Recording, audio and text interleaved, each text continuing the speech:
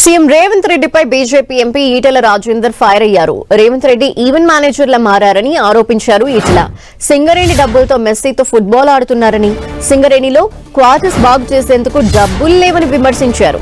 సింగరేణి నుంచి 100 కోట్లు ఖర్చు చేసి మెస్సీ ఈవెంట్ చేస్తున్నారని ఆరోపించారు ఈటెల.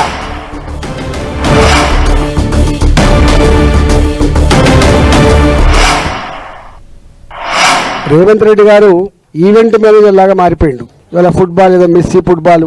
సింగరేణిలో కోటలు బాగు చేయడానికి పైసలు లేవు.